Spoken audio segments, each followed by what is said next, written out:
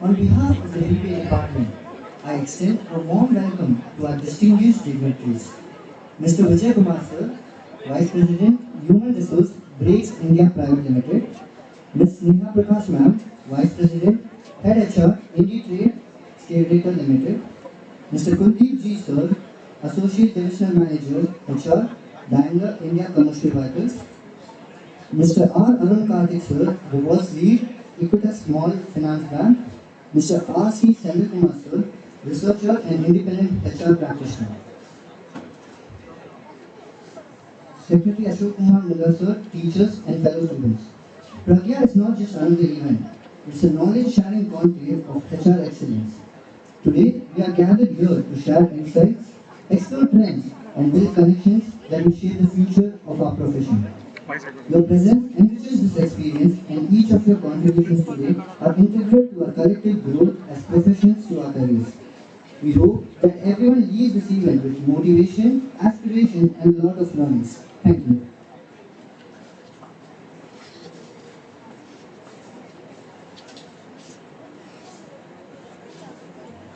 Thank you, Yash. I now invite Aishwarya and Amit to introduce the panel speakers for the evening.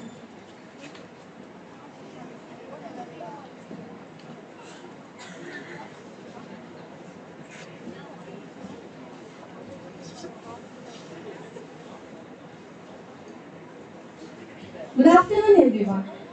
Mr. Vijay Kumar J. Sir comes with a versatile experience of 29 years in HR profession, covering pharma science, chemical, auto component, and engineering sectors in association with brands like Pfizer, Strides Pharma Science, Rain, Borg Warner, and Amra Raja Batteries. His career trajectory for 13 years as business HR lead and about 11 years as site HR lead gave him the opportunities to play constructive roles in various verticals, say compliance, talent, engagement, organization redesigning or restructuring, digitalization, ER and industrial relations, including strategical integration twice in career and greenfield setup thrice in career. He is currently the group CHRO for the ChemFab group, which is into chemical, engineering and PVCO businesses. Prior to this was the Strides Pharma and Pfizer in the capacity of HR head for Indian operations. Sir is a pro bono coach, a passionate career architect on assessment and development and launching career expeditions with fast trackers. We are delighted to announce that Mr. Vijay Kumar J. Sir will be taking up the role of moderator for our upcoming panel discussion. Next chief guest among us is Ms. Neha Prakash ma'am. Ms. Neha Prakash ma'am is a luminary in the field of human resources, bringing with her an impressive 20 years of experience at the forefront of HR leadership. Currently serving as the Vice President and Head of Human Resources at IndiTrade Scalator Limited, Neha ma'am has demonstrated an extraordinary ability to blend creative leadership with a keen strategic vision, achieving both business objectives and fostering a thriving workplace environment. Prior to her current role, Sneha ma'am held the position of HR head at Sundram Business Services, where her strategic acumen and innovative leadership significantly contributed to the organization's success. Her remarkable track record spans across 2 decades, during which she has consistently proven herself highly effective in incorporating effective leadership skills to achieve business objectives, improve efficiency, meet deadlines, and adhere to budget requirements. We're delighted to have you among us, ma'am. Our next chief guest is Mr. Kuldeep G. Sir, has a wealth of experience and a distinguished career in the automotive industry. He currently serves as the Associate Divisional Manager at Daimler India Commercial Vehicles. A seasoned professional in the field of human resources, Sir has contributed significantly to the industry's growth. His journey includes a noteworthy tenure as the plant HR head at Gabriel India Limited, where he played a pivotal role in shaping and implementing strategic HR initiatives. Sir is not just a successful professional, but also a proud alumnus of our esteemed institution, Dwarakadas Govardhan Das Vaishnav College. He completed his Master of Social Work with a specialization in human resources, laying the foundation for his illustrious career. His commitment to the field of human resources is underscored by his demonstrated history of navigating the complexities of the automotive industry. His insights into talent management, organizational development, and employee engagement are bound to enlighten and inspire all of us. The next chief guest among us is Mr. Arun Karthik sir. Mr. Arun Karthik sir is a HR professional who is passionate about technology. Sir has been the employee relations manager and the senior HR manager in ICICI Bank. Sir was also the HR and sales head in Short Castle Technologies. Sir has then headed the AVP Talent Acquisition Center of Excellence and has exceeded in projecting skills like employer branding and campus hiring. Sir is currently the rewards lead in Equitas Small Finance Fund. Apart from this, Sir is also an Arena Grandmaster, certified by the International Chess Federation in the year of February 2022. We delighted to have you on the sir. Our next chief guest is Mr. R.C. Senthilkumar sir. Sir is a distinguished human resource professional with a remarkable 19-year career characterized by commendable performance and proven results. His extensive background in HR generalist affairs encompasses areas such as employee recruitment and retention, employee development, grievance handling, compensation and benefits, HR records management, HR policies development, and legal and statutory compliance. Throughout his illustrious journey, Sir has demonstrated unparalleled success in job analysis and competency frameworks. His expertise has been honed through significant contributions to esteemed organizations like Murugappa Group, TVS, Saint Gobain, Best and Crompton, and Gamesa. Today, as an independent HR practitioner, Sir continues to bring his wealth of knowledge and experience to the forefront, contributing to the growth and success of businesses. His commitment to excellence and dedication to fostering a positive work environment make him a valuable asset in the field of human resources. We are truly honored to extend a warm welcome to all the esteemed HR professionals present here. Your presence adds immense value to this gathering, and we look forward to the wealth of knowledge and expertise you bring to enrich our collective insights. Thank you. Thank you.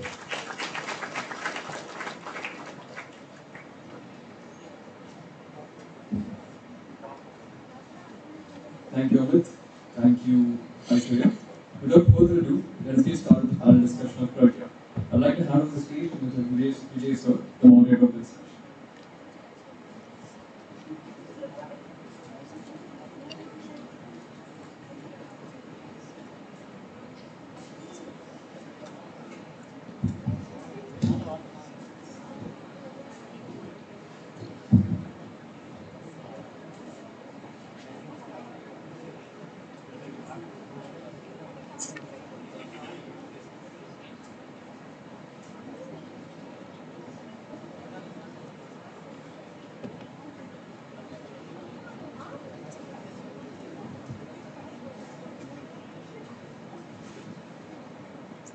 Good evening, good afternoon everyone, respected faculty, the board of the institution, the organizers and my colleagues sitting on dais as the panelists, dear students and support staff. Indeed, the theme itself is a little innovative, not little innovative, very, very innovative. Let me read it out. The future of the office will be to bring off-site while on-site. Bring the transplantation. I think the theme strongly advocates that tomorrow's workplace will continue to be called as workplace only when it transplants the vibes that one experiences off-site, away from the workplace to place. It's a little confusing. Let me give a small example. Some of you would have hailed from villages, small villages. Or when we were all growing, the big cities in Chennai had a lot of cottage industries. You know what is a cottage industry? A foundry. There will be a home, in front of the home you have a foundry. And people will have carpentry shops, and people will do pottery, and people will have ceramic works, and people will have small mechanic shops. These are all cottage industries, right? And these cottage industries are perfect example of transplanting the off-site while on-site. Why? So they have absolute freedom. All that they need to do is they need to attend on to the customer. Those cottage industries, the representative or the front-ending people sitting in the cottage industries. Who will be the cottage industry representatives? The father, mother, kids, even grandfathers, the relatives, whoever is in the house will suddenly take the role of salesmen as well as workmen, as well as the quality inspector. They're everything. So that's how the cottage industry used to work. Even now, if you go to the villages, that's how it works. For them, the only motto is to serve the customer. That's it. How do they do that?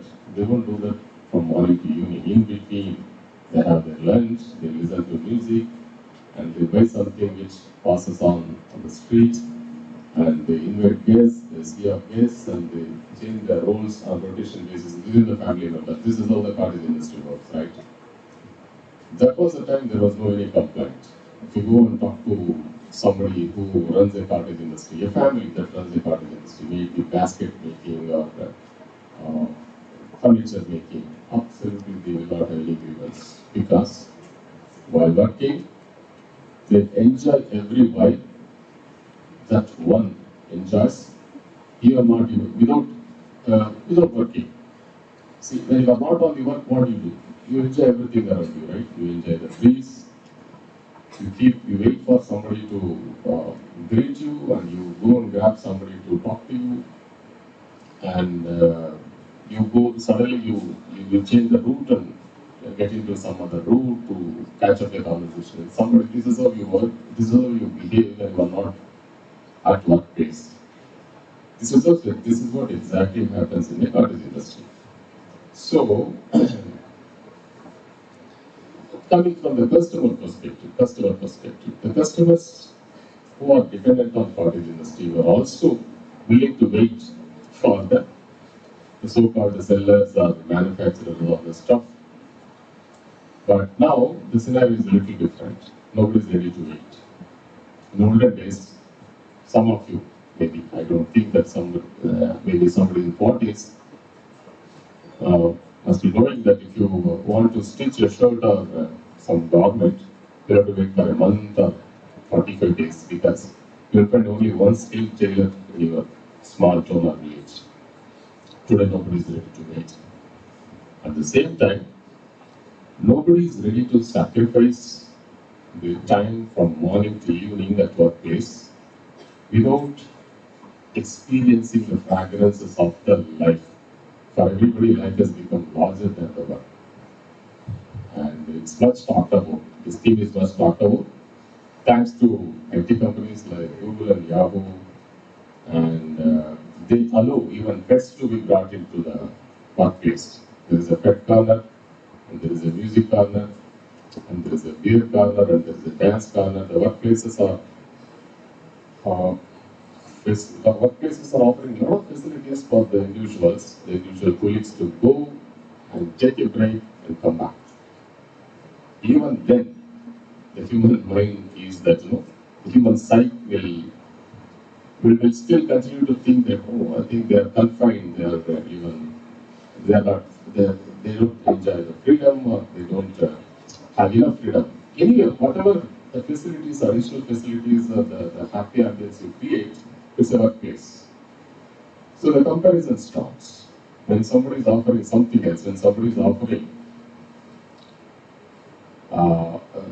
provision for taking care of your kids, the people will tend to go and join there. Somebody is offering something else, they will tend to join there. So a lot of comparisons will start, and there is no end for this. There is no end for you offering, as an employer, you offering amenities at workplace, which gives them a feel that the non-workplace benefits are this big.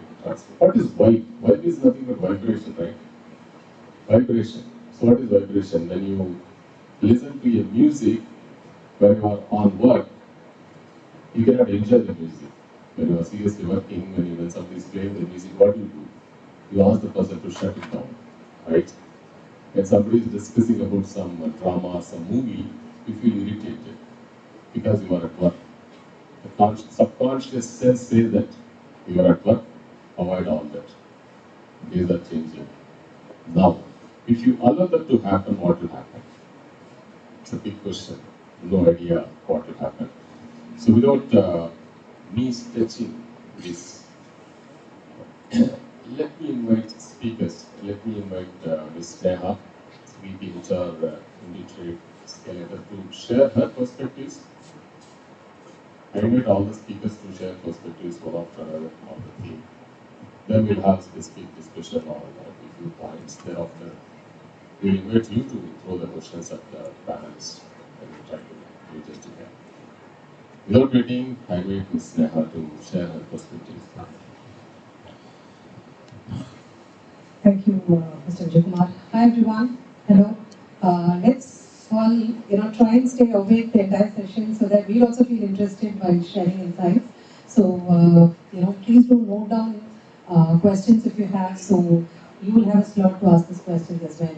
So we try and keep it as interesting as possible for you all. So here to share a few insights on, off-site versus on-site. So this terminology more commonly used in the IT. I would stick to, return to office or work from home and all of it, because that is the vibe that actually was in trend when the COVID started. When did we start talking about all of this? It's only when the COVID period had started. So each of the offices, each of the industries had its own way of dealing with it. The manufacturing industry, they just had to shut shop, And IT industry, of course, they began working from home even before any other industry could begin. The financial services, they shut shop when they were forced to, right? So each had their way of doing it. But the most toughest part was for HRs to keep the vibe on. So initially, even we didn't know how to get started because we were not used to the entire nation coming to a standstill, right? So we had our way of dealing with it. But I should admit that it was super challenging for us to keep the vibe on when they were working from home. It is not so easy to engage with someone where you do not know whether they are actually, having the attention span, you're actually having their attention span while you're talking, right? Work has to go on. You have to keep them engaged. We were, we had to measure ourselves even when they were working from home. How do you even manage these things? First of all, there were houses that didn't have even a proper infrastructure when they had to work from home. We had to set the basics first. So I would, however, take a neutral stand to both work from home and return to office, because after having gone to work from home, then returning to office, now we are in a hybrid kind of a stage, where we know that we cannot completely, snatch away all the benefits that employees had while they were working from home, the flexibility that they had while working from home. So now we are getting into the retention analysis as to what works best for which organization. And I can see there's an article every day in every newspaper about how the companies are returning to office, or what is the best practice that is actually working for their employees. So I would, however, take a neutral stand. Both has its pros and cons. In our office, if I can sign off by giving a simple scenario, you cannot just change it overnight, right? We had to do it in phases. We did it in like 6 different phases in like 6 quarters. We started with those who were staying within the radius, and then slowly, reached out to those who did not have a problem coming back to work. The final stage was, by those 1.5 years, things would have changed. Sick parents would have become sicker, right? So just coming out from home is not so easy for anyone. So we gave those people a priority, probably those who were on their maternity leave or on their maternity break. We just made it happen slowly. So it is best for organizations to choose their own style, is what I would say. Thanks, Neha. Neha has put it very simple, and she also clearly laid the boundaries for this wide business. So let me invite Arun. Arun is from a different industry, banking and finance, and Arun, your perspectives. Thank you.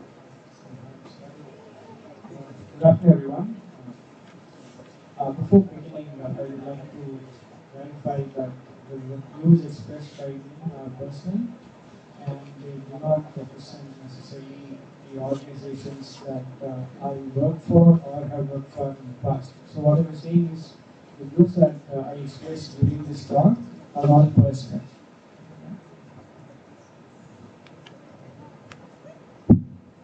Are you audible now? Okay. Right. So I'd like to draw some analogy from what Sir was mentioning earlier about the cottage industry. Right? The reason why Vibe and work from office are all assuming importance, these discussions are assuming importance, is because the world has moved from a simple, I must say for lack of a better word, to more complicated and complex ecosystems that we are looking at. Gone are the days when the world was predominantly into manufacturing. When let's say you work for 1 hour and you produce 2 units, you work 8 hours, you produce 16 units. The world is no longer that. We're looking at knowledge economies, and more people dependencies are built into the ecosystems that we are working in. Due to this, the discussions around the vibe, I think this vibe, we're looking at various generations in the workforce. We start with boomers, Gen X, Y, and Z. These are terminologies predominantly used in the Western world. I think in India, 2K kids is a popular terminology that's used, I think. Yes or no? So I think for them, this word is very popular among this generation of workforce. And they're important because this is the generation that's entering the workforce today. They're completing graduations and so on. So what we're looking at is this, how do we keep this generation engaged at the workplace? We want also to understand that why do corporations exist, right? This is a capitalist economy, and there are investors, there are shareholders, there are other stakeholders in the market. What we are actually trying to achieve is measurable results. Finally, that's what people care about. So we need to function in a way where the results are measurable and it can be, the numbers should make sense, the top line and bottom line to the stakeholders concerned. So with this context, if you look at, they really don't care whether you work from office or you work from home or you find alternate ways to work. Because there are also people, we assume that people are working from home, but then they may also be working from hill stations. The moment you say remote, you don't know where they are. So it presents a complex challenge for decision makers like us, how do you manage this? But the key is balance, because finally, like I mentioned earlier, performance matters. Right? From that standpoint, I think we're still figuring out. Generally the trends do flow from IT to other sectors, because there were organizations like in IT, consulting, predominantly in knowledge economics, where they were quite comfortable with hybrid before as well, before COVID. I'm talking about. Post-COVID, yes, companies and organizations in the banking sector and others are trying to still figure out ways to do it. Right. So, that's where we stand as of now. It's too early to say whether this works or not, because the productivity, is important.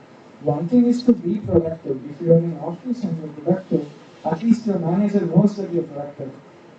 But when you're working from home, whether you're productive or not, it's also important that you're perceived as being productive, right? Because careers are at stake. A lot of people coming in. And a little bit about BFSI and banking in general is that it is typically an industry with high attrition rates. Right? People would have seen in the news, the Reserve Bank is watching closely at the rates. Now, when you have that kind of workforce, where 40% of your workforce, 50% of your workforce keeps changing, and in 2 years, pretty much all of the organization is new, how do you keep this balance going when some people work from home and some people are in office and your numbers are different? So it's a mix at this point. I use still reserve my comment saying that we still have to figure out how to manage it. But as things stand, in some industries it still remains a contact sport, and predominantly we prefer to work from office. Thanks Arun, thanks for your perspective.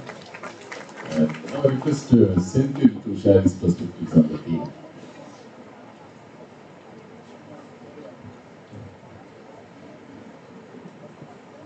Good afternoon all. Good afternoon all. Thank you. See, I'm going to share some output of a recent research done by a private agency about work from home. Okay. Before that, I'm going to ask certain questions to you all. Just I want to understand your reaction. So, how many of you need work from home job? Please raise your hand.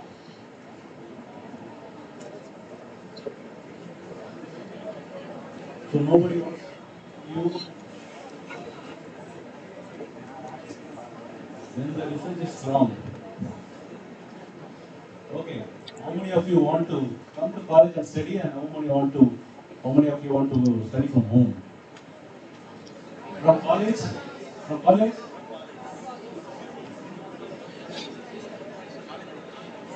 Only few.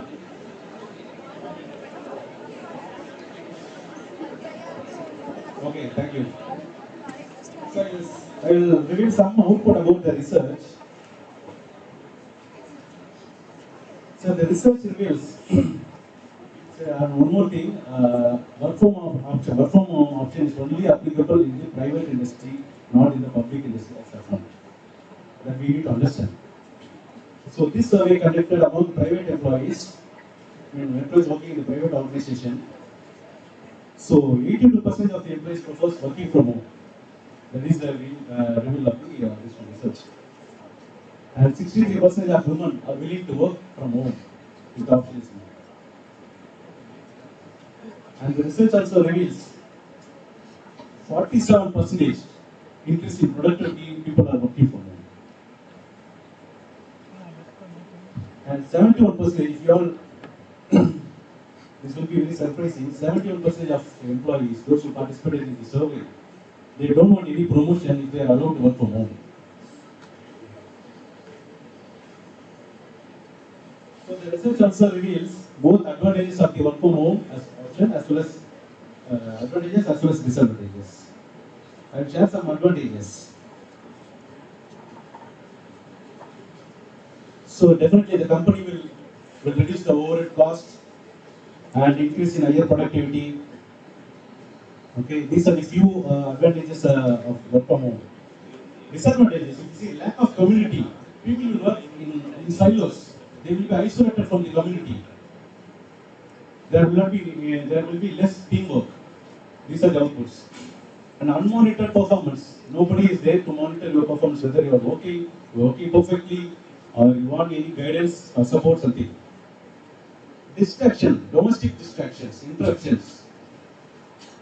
While working,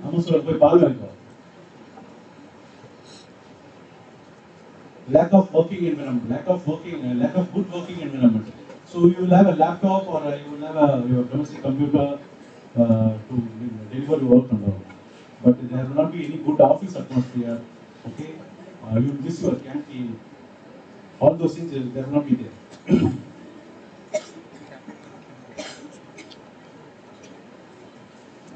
Lack of motivation. So these are the major disadvantages about this research through work from home options. Okay. So during 2005, 2006, one of my business head asked to our HR department when I was working for a TVS company, a TVS group of company. He addressed HR team and he asked a question. I saw people, our own employees, going to market during holidays, Saturdays, Sundays, with very huge josh. Why they are going for the market or any purchase or something? They are going with a high josh.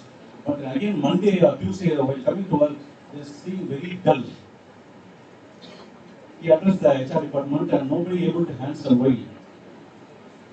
After that he stopped and he told, we're talking about offsite vibe, onsite, right? About the vibe. He told, the vibe is nothing but, okay, whatever the responsibility we have given to you, either you are going for a market to purchase something, or you are assigned a responsibility to deliver something in the office, whatever the responsibility, you have to take your own self-pride. Respect the responsibility. And you have to give your sincerity to deliver the assigned task. So that should be the vibe. Wherever you work from home or work from office, you have to make your own vibe, making as a self-pride, respect the assignment and deliver with your sincerity. This is my initial thoughts. Thank you. Thanks, Nikhil. It's very obvious that Simple has taken a side actually. He wants to advocate very strong, no? Work from work kind of culture, no? Okay, anyway, next to Kuldeep. Kuldeep has been a thorough manufacturing person. Auto components to auto majors. Please.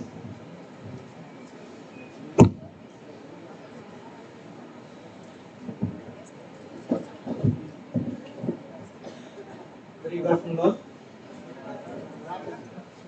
The vibe in the afternoon, to create a vibe in the afternoon after the lunch session is really very hard. So I think that is reflecting here. So very good afternoon all. A little improvement in the vibe. But first and foremost, thank you for giving this opportunity. I am alumni of DGVC College. I have been with I've been with DGVC College almost like 5 years. I did my undergraduation and post-graduation both in DGVC College, and I see myself sitting there back end listening to such conferences. My memories are running low in that fashion that I sit in the back rows listening to people sitting here. And I think this is the second time I am standing in the podium. First time was when I got my convocation here in the podium, and today is the second time I am coming into the podium. That is what I think myself. And thank you to the management for inviting us or inviting me to the discussion on the future office to bring the vibe of off-site to on-site. Going into the topic. Why this topic is becoming a little popular? Off-site, on-site, work from home, work from office. Why this is becoming popular? We used to see our parents and grandparents. Maybe parents also like work from home. Now they would have seen. Like Sir said in the 15 minutes back, he said the cottage industry and things like that. Maybe I think you can sit down and relax. Maybe you can sit down and relax. Okay.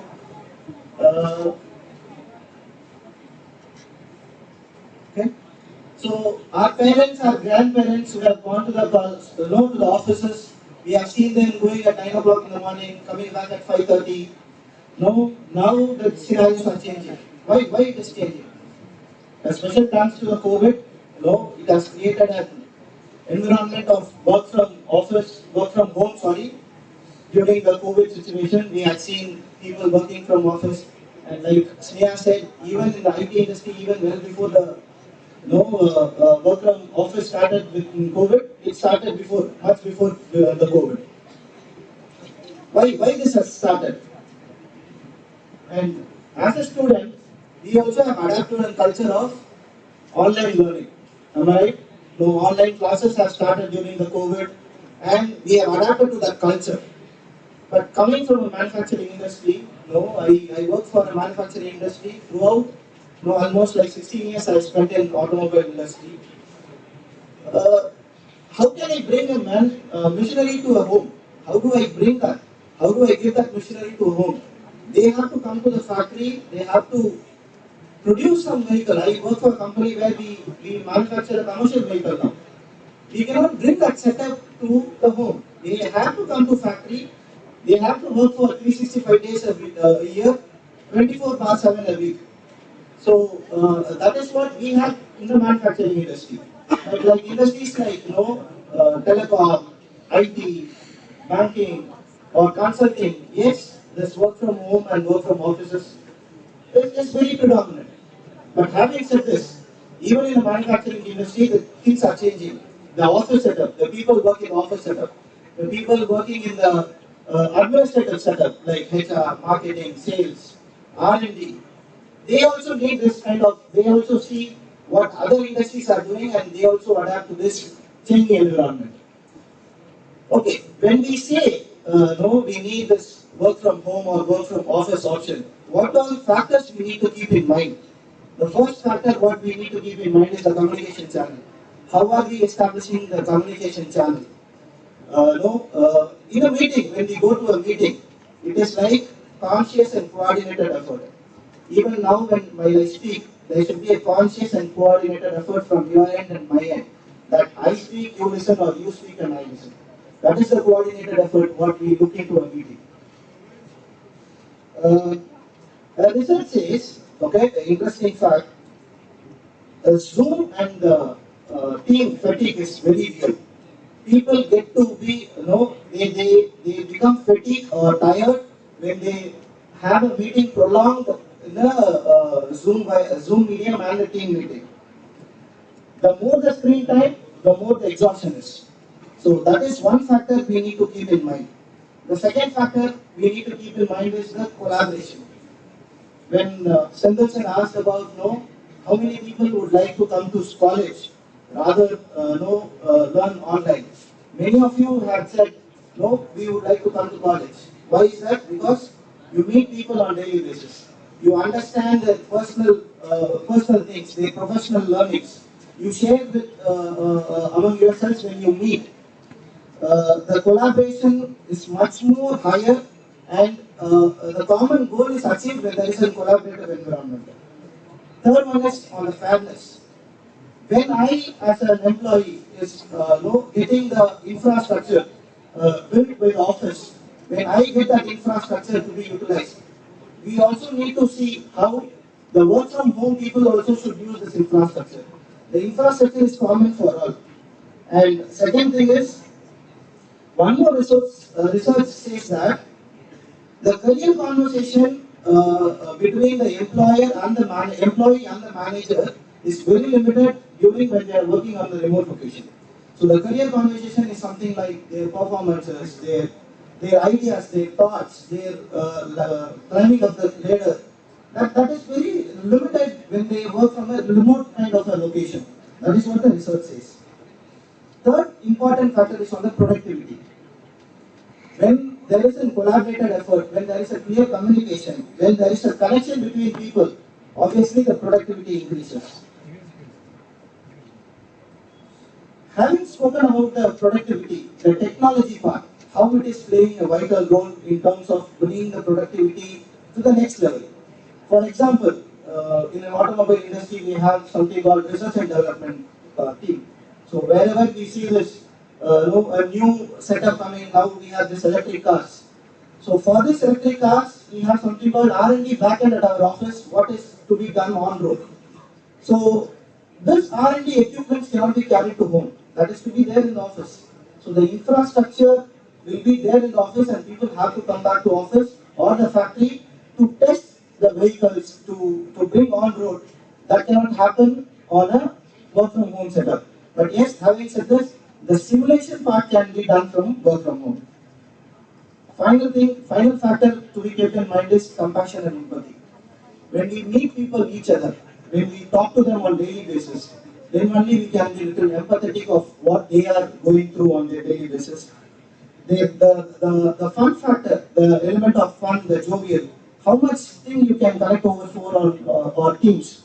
When we meet on daily basis or when we see their faces, that empathy is really different rather than meeting on no teams. Having said this, I am not advocating only on the work from office model. Yes, as an employee, I also would like to work from home at times. As an HR, what we bring on table is what we need to think. The factors having said, what do we need to keep in mind? I have the spoken factors. We need to revisit on the policies from time to time on the changing dynamics or the changing environment what we see on the very recently. There should be some employee-friendly policies which has to be brought onto the table to the management. As a HR, we do that on a daily basis. Second thing, not all idea generation, brainstorming happens at office. There is a vibe which has to be created off office, that is off-site office, where we have to have a team outing, very frequent team outing, where the idea generation and the brainstorming session happens off the offsite. Third point, or the final point, is utilization of co-work space. Today's environment is in Chennai, we see a lot of co-work space which are being rented out. As an HR, as an employer, what we see is we have to give this co-work space where they see new people, they meet new setup, the new work environment, like what Sir said during his no preamble speech that Google, Microsoft, they have a different setup. So when we see a new setup, new environment, we get that vibe as well. This is my submission or preliminary thoughts. And once again, I thank the manager. Thanks, Puneet. Thank you. And now I throw a little different, a very basic question to the panelists. One is employer-employee, right? In a workplace, the employer is the one who designs the job, of course, models the business, designs the workflow, and designs jobs, roles, and responsibilities, and makes commitment to the customer. Stakeholder for that matter, customer, and society, government, and all. So this is employee's role predominantly. Accountability of employee. The employee is responsible for translating the so-called designs into goods and services, products and services. Right? These two elements, employer and employee, enter the workplace. From my perspective, enter the workplace with very, very divergent aspirations, not convergent aspirations, very different aspirations. Employer will have different aspirations and goals. Employee will have different aspirations and goals. Of course, a sort of understanding is arrived at, and there will be some amount of common aspirations over negotiation or discussion or catch-falling. Common goals and aspirations also will be arrived at. But at the end of the day, the most of the aspirations of employers are very divergent from the most of the aspirations of employees.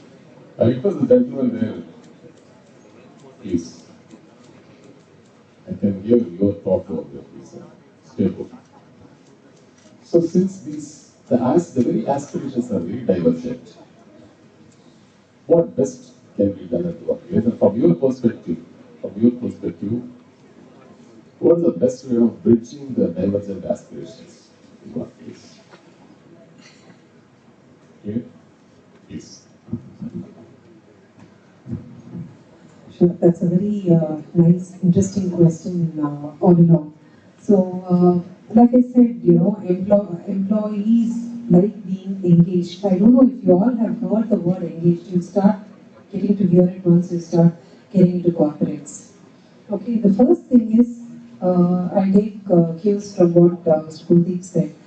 Policies are very, very important because all of us act on a certain structure, a design, a basis, which is called policies in an organization. So it is not very easy to, it is very easy to just, put a policy in place and say, hey, all of you get back to work. But how many of them will feel interested to work?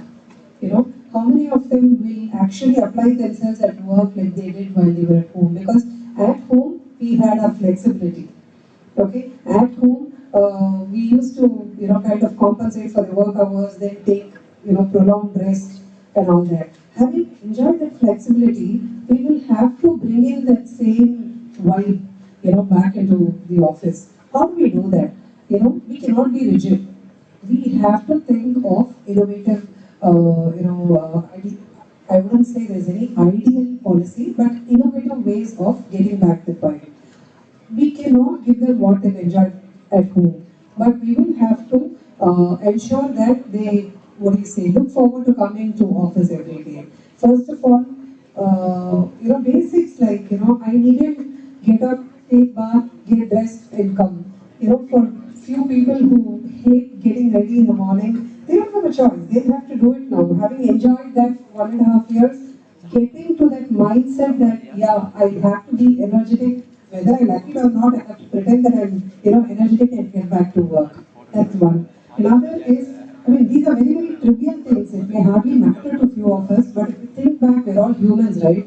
We like to enjoy benefits all the time, whether it is for a short time or a long time. Second is on the policies. So, how do we get employees to feel that, yeah, they're getting more benefit out of coming back to work? Third is flexibility. Like I said, earlier it was work from home, then we emphasized people to come back to office when we knew that it was not working. When I say we, it is not just our organization. Why do we come up with new policies and new articles every day? That's only because it is not working. If you see the attrition levels, no? If you're aware of the word attrition, it is about how many employees leaving an organization. It fell down to less than a quarter. Okay, less than 20. If my attrition was 20%, my organization's attrition was 20%, it fell less than 5% during the, during 2020-21 and all of that. But obviously in 2022 it picked up. It started slowly getting to 10, 15, 20 and all of that. Because they know that they have the options of moving out. They know that they have a better place to work, a place that just offers work from home.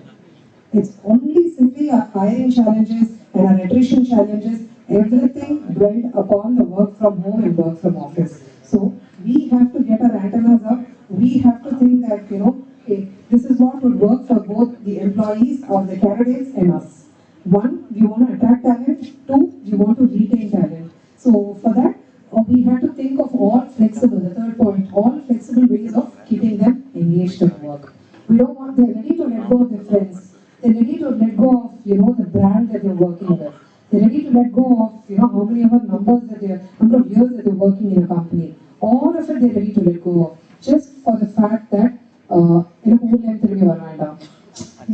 of a thing. I want to stay back with my parents. I want to stay with my family. I don't, for 20 years they would have worked without their family. For 20 years the wife and the kids would be somewhere, in their hometown. But then they decide that they don't want to let go of it, having tasted their time with the family. So third is the flexibility. We should think of what new we can do in terms of flexible ways of working for the employees. So these days, the most common thing is 3 days of work from office, the rest of the days work from home. Probably it works the best. In fact, there was a graph in the productivity. Initially, we all were grappling with what to do, in terms of making employees work. So we were, while we were figuring out how to implement this work from home, for offices that did not have the work from home option prevalent. So initial days, we were just trying to grapple. So people were trying to, get the work done. They were trying how best to monitor the productivity, how to make them work fullest like they were working in office. The second graph that went down was, obviously we could find ways of, trying to just let go of the work hours, trying to just make use of the time at home, how to take advantage of it. And the third graph that we saw was productivity did go up. There was a proven time when the productivity went up during the last quarter of the year, the COVID year. So then happened to be the return to office. So we will have to figure out what works the best for whom. We cannot have, like before, we cannot have one stringent policy for every other employee. We have to see what works best for them. And during this 2 years, people have actually joined a lot of classes and all that, including me. We'd like to, continue all those benefits, online, offline, whatever. We'd like to continue enjoying all those benefits. I wouldn't want to, stay in office for 12 hours continuously like I used to work before. We have tasted that benefit. So we will have to, it's very sensitive, right? It's like all the moms who struggled on how to keep their kids engaged during COVID. It's very, very similar to that. It's similar to a mom scenario. Okay, I'm not including the dads here, but the moms. Okay, so it used to be like that. So we'll have to think of innovative ways. There's no one particular size fits all. Oh, here's my convention. Other families, I will not call out any other families. Yeah. See, for employer, for any employer, the ultimate aspiration will be they want to be the employer of choice. That is the only ultimate goal, and they want to be leader in the market. That's it, right? For that, they are making different policies to motivate employees, different category of employees within their own setup. So for that, the employee has to understand. See, real-time scenario. You see, in my last assignment, we had 5 days working for the office staff and 6 days working for the factory technicians. So one day, then all the factory technicians came and said, we are also able to deliver whatever the target you are setting for the week within the 5 days time. So please change our working model also for 5 days. So we discussed among the managers, production managers, or the operations managers. So we extend 1 hour from Monday to Friday. So the 8 hours becomes 9 hours. They are able to deliver the target, and we gave 2 days off. So 5 days working for all, both factory workers, factory technicians, as well as office staff. Before COVID came, globally, ours is MNC company. We announced a global policy for all office staff. If the manager is agreed, the office staff can come only 2 days in a month, and the remaining days he can work from home. That is the global policy for office staff. So this time the factory workers cannot come and ask, sir, we can work from home. Currently they have to come to the factory, they have to deliver. That 2 hours is a windmill manufacturing company. Our product size, if you see, it is 60 meters to 90 meters each and every single product. We have to come to the factory only. Likewise, policy may differ depend upon the employee's category. Likewise, if you see, for women workers, apart from the government maternity act, we are also having a maternity policy to support the maternity period, either a cash benefit or a leave benefit. But it is applicable for the married women. Likewise, policy may differ according to the category of employee. So each and every time employee cannot expect the same policy applicable to all of them. It is very difficult. So we are trying our best to motivate and support employees to deliver their best. Okay, thank you.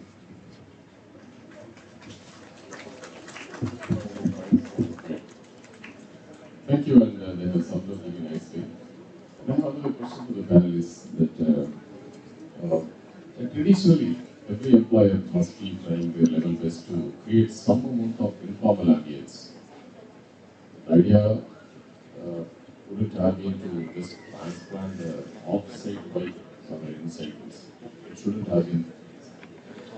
The idea could be to decrease. When you are at a serious work, you go frozen.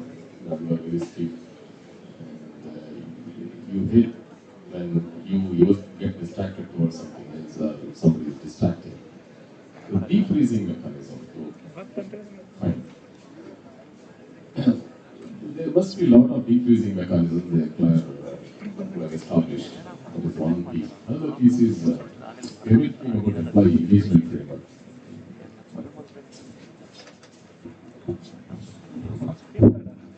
Engagement framework, right. In workplace, what are the factors that can engage an employee perfectly? Engagement is not to keep them happy. Engagement is again to draw their complete attention, energy, concentration on the work to get the best delivered. That's the intention, not to keep them happy or not to encourage them to experience the off-site vibes on-site. No, it's not the case. The first factor from my perspective is the job content, role clarity are given clearly that engages mostly. That's factor number one. Second is the communication. Whatever happens in the organization, I should not be ignored as an employee. Whichever the form you communicate, you tell me everything that happens in the organization, at least the good things. And if you are deciding something about my career or career of Those who belong to my category or my band, let me know. Communication. And profits, let me know. Losses, let me know. Threat to the business, let me know. And competitors creeping in or just to get crashing out, let me know. So these are the minimum expectations one can have as far as communication is concerned. The moment the communication framework is very strong, the employees engage. The third is leadership. Leadership, credible leadership, right? Walk the talk, competent leader, engaging leader. Now, no one can grow as a leader in current days scenario unless the leader engages the junior colleagues in reverse mentoring. I keep getting a lot of new techniques and tools, of course, as to how to use SAP HCM or how to use Darwin Box or how to use a mobile. I don't know. I belong to a different school. I graduated in 1992. It's different. The reverse mentoring. The boss is always recognized, or the credibility of the boss or the manager goes up today, the leader goes up today, only when the leader raises the hand and tells that I don't know this, tell me how to do this. That's it. Trying to catch up and trying to pose as if everything is okay and the leader was in doesn't what can you do. After leadership, the career, what happens to the career? There is another engaging factor. Is there a generic career growth path announced in the organization? For example, if I'm a technician, where will I go if I want to aspire to find a career in quality? Assume, imagine that I'm in manufacturing to quality, what can get me there? Quality to IT, what can get me there? From there to strategy, what can get me there? From there to finance, what can get me there? So if the organization places a very widespread canvas which depicts the clear picture and gives absolute clarity to every constituent in the organization as to what can take them or keep him or her from place to place. Absolute career architecting, self-career architecting and navigating framework. Then comes the engagement, right? Finally is the fun at work. So what we do generally in organizations that we put fun at work in first place and try to believe that, and we make them believe that this is what engagement is. Engagement is, fun at work is something like ice on the cake kind of stuff. That cannot engage. So unless all these foundational 5 layers or 4 layers which I just narrated, are piled up one after another strongly, the fun at work are creating vibes at the workplace, music, a corner for this, a corner for that, will not work. So these are all very fundamental things. Let's forget about the fun at work. Coming to these very fundamentals. Helping me to have role clarity for me, and then helping me with my leader's behavior, then communication, then engagement, then career architecting, then engaging. Absolutely, these things will definitely engage an individual.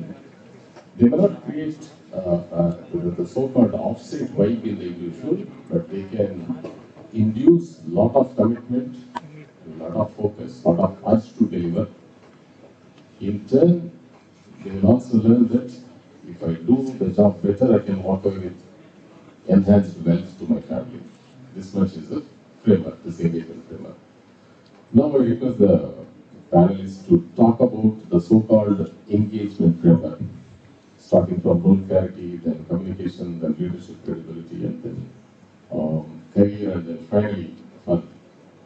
And how far these factors, if at all they experienced in their organization, in the past organizations, how they help the individual to have absolute control over their jobs, deliveries, and the trust between them and the manager, particularly the manager and the other stakeholders. Open. Very interesting point. Engagement. Employee engagement or engagement.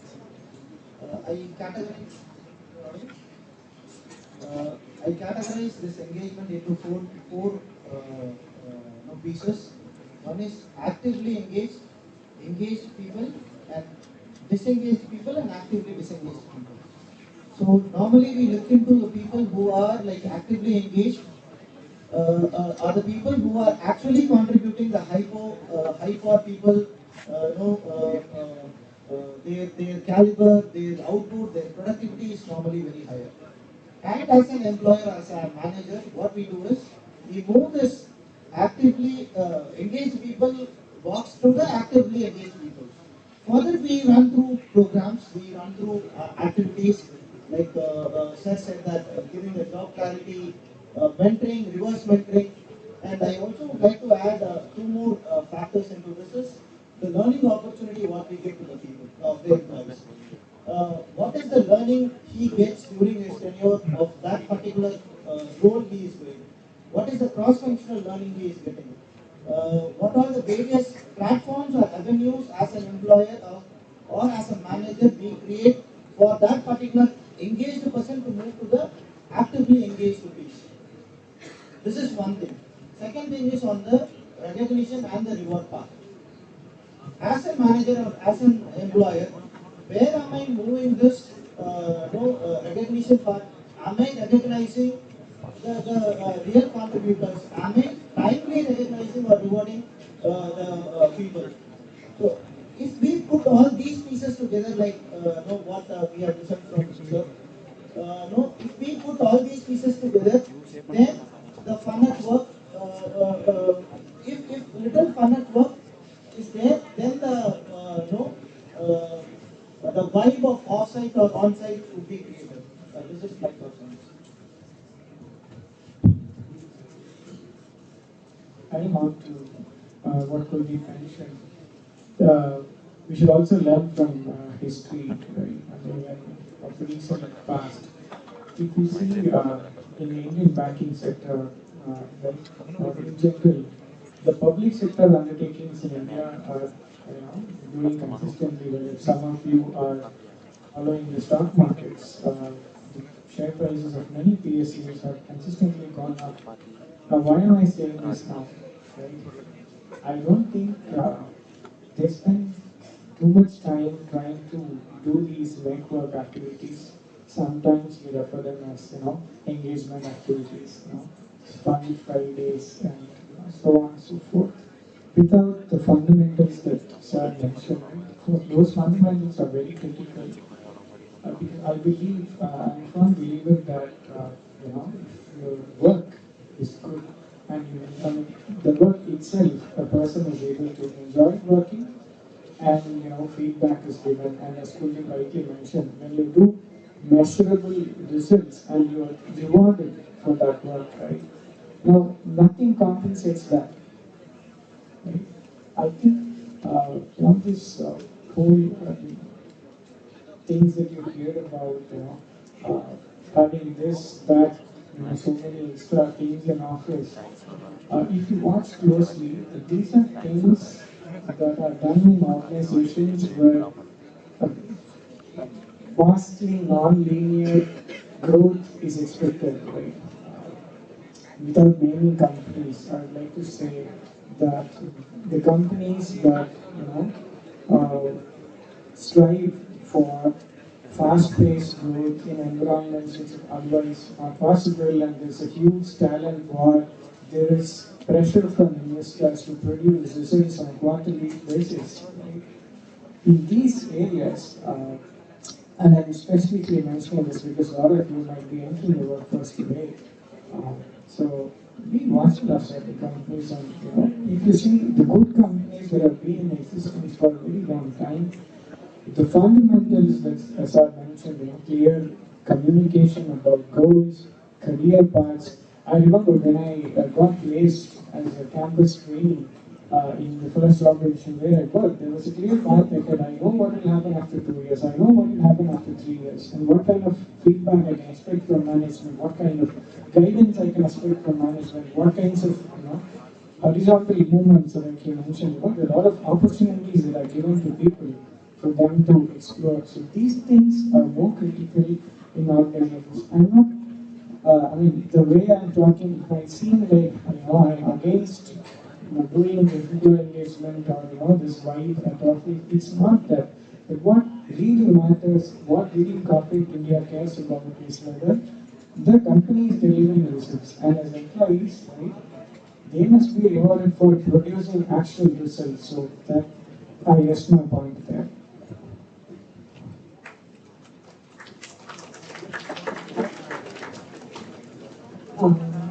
I think there is a prefix and a suffix to engagement, right? Engagement is not just fun at work like we all been speaking.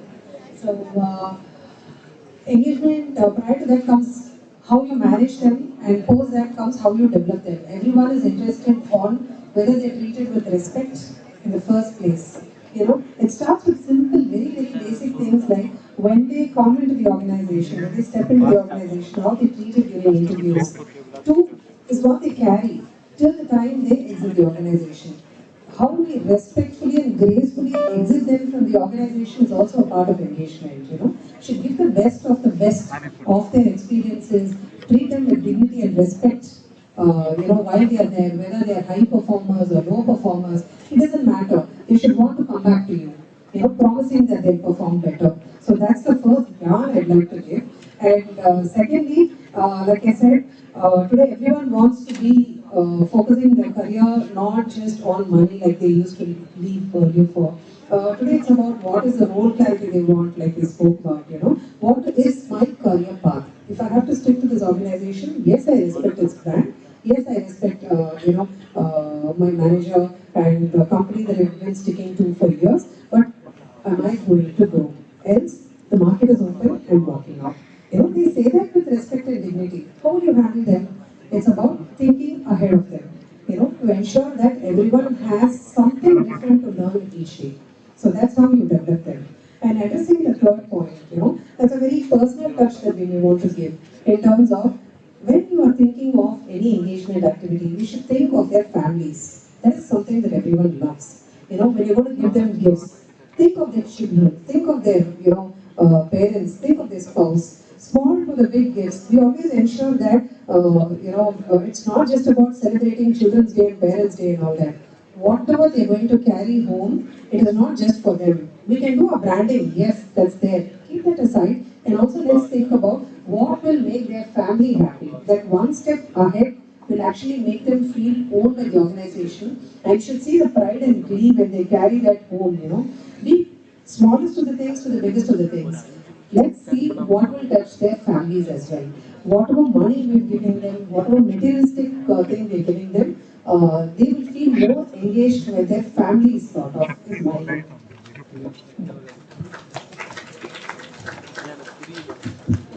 Right. Thanks, Neha. Finally, coming back to the wife's business. The wife is very personal thing, very personalized thing, right?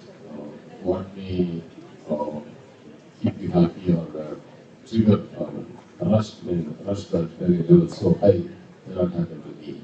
It's very personalized. But even then you can categorize or bucket the so-called wives into 4 or 5 buckets or channels, I would say. One is the passion. Okay, the passion. Second is hobbies and habits. Hobbies and habits cannot be that. Passion is very different. You cannot live without get close to your passionate stuff. Please forget and you may restart. The third is the necessities and needs of self and needs of family. So you have to take care of your young parents. Some of you must be some of you must be in a position to take care of your parents. Then for those married, taking care of kids. And for somebody, the very necessity wife could be the social pressure, certainly in the functions, marriages, and interacting with the friends. For someone, knowledge could be causing a lot of wives. So therefore, the wives are not uniform for everybody. So wives are very, very different. For someone, taking a break every 1 hour, they would have got used to that and going somewhere and chewing gum and not taking a smoke and coming back. So the wives are not very, the wives are very, very different and very unique. And if you pocket it, it goes like necessary things. If you are not fulfilling the very necessary things at your home, you cannot focus at your work. exactly by 11:30, if your kid comes from the school and you are the only parent, nobody is there at your home, no elderly people to receive your kid and give extended courtesies to the kid, you cannot focus exactly from 11:30 to 12. You feel so disturbed at workplace. So therefore, by not taking care of the off-site vibes, you develop an insight when on-site negative at workplace, the negative vibes is snowball gradually, and therefore necessity that you gain out of fulfilling the necessary things, essential things at home, maybe for your family, yourself, are very important, right? And passion, I don't need to explain you. I was interviewing somebody for the secretary role, secretary to managing director, and he said clearly that 4 o'clock I will leave. And I was telling him my managing director will start work only after 3 o'clock in the afternoon. He goes up to meet 8:30. He said, no sir, sorry, I'm losing. I was thinking that he was trying to create his 4 o'clock business for want of better. He said that I'm a tennis player, I don't want to give up. So literally he lost 11 lakhs worth of job. Very young fellow, must be 26, 27. For continuing his tennis, the passionate game. So it's very complex, so very complex to bridge, very complex to keep every colleague in your organization happy. It's very, very complex to guarantee the so-called off-site vibes on site. It's very complex. However, unless you take care of the essential things, which I said, the family, the necessary, rather than you causing positive vibes, you will cause negative vibes in that place. The minds of those individuals. So now I request the panelists to react to what are the so-called very essential things that the employer should do to avoid negative vibes at the workplace, right? Right?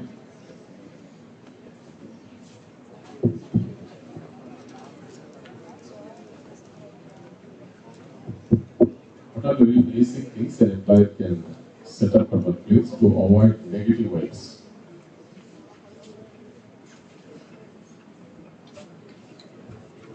See, as Mr. Vijay said, anything to employees, it should be open. You have to communicate clearly what to be done, what not to be done.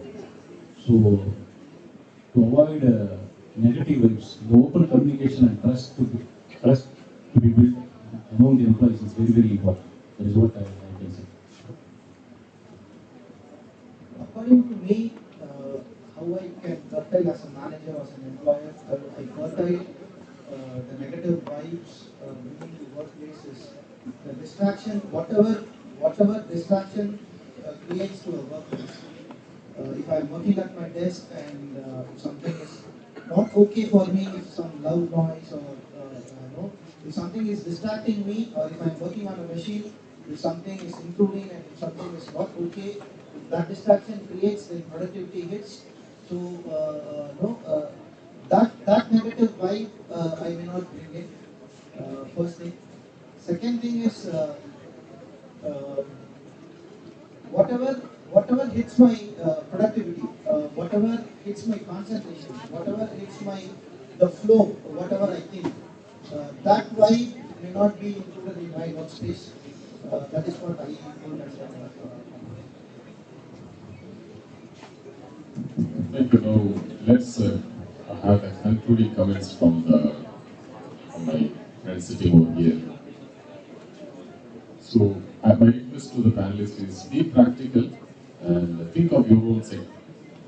Sneha must be from IT, Nalshir, and our friend Arun from IT, sorry, banking, and these two gentlemen are from manufacturing.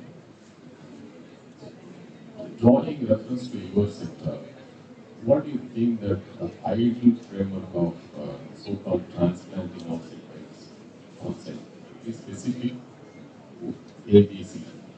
And also, you can also be very open in commenting that going beyond this, if you feel that going beyond this is going to impact the very purpose of the workplace, the objective of the work, the very goal, very vision of the workplace. We can be very blunt in the performance. It's a highly non-threatening environment, and be open and drawing reference from your sector. Say what are the candid things that your sector or the employer of your sector can do to balance this wide business.